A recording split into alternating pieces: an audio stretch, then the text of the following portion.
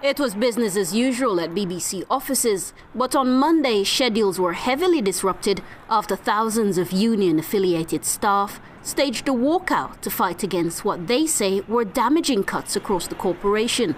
The BBC plans on axing 2,000 posts over the next 5 years to cut cost, a move staff say badly affects the quality of the organisation's output. These cuts are really damaging the ability of journalists to do their jobs properly, to produce quality journalism. They're also standing up to defend their colleagues who are being forced out of their jobs through compulsory redundancies at the BBC.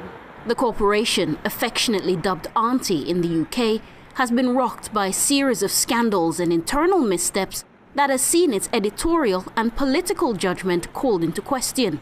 David Akinsanya worked at the BBC for over 2 decades and laments the position his former employers find themselves in. The BBC used to be a place that for 25 years I was really proud to work. I'm not sure I'd be proud to work there at the moment.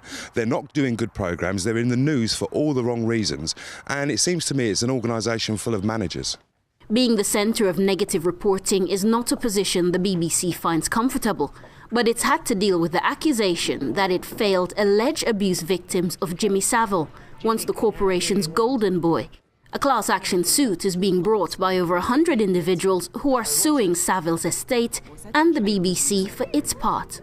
Tony Hall, being installed as the new Director General after the departure of George Entwistle, has managed a relative steadying of the ship, but the conclusion to several reports and police investigations are pending.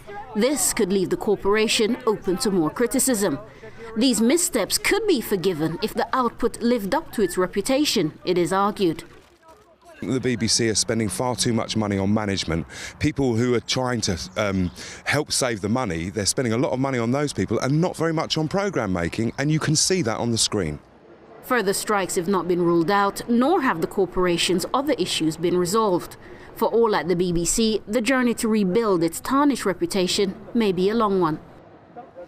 The BBC has been held in a position of trust for generations within millions of British homes, but now its veneer of inscrutability has begun to slip over recent months, with scandals upon scandals and turmoil within the organisation itself. And many licence fee payers are beginning to ask serious questions just about the way in which their hard-earned fees are being spent. And until the BBC can adequately answer these questions, the concerns will persist.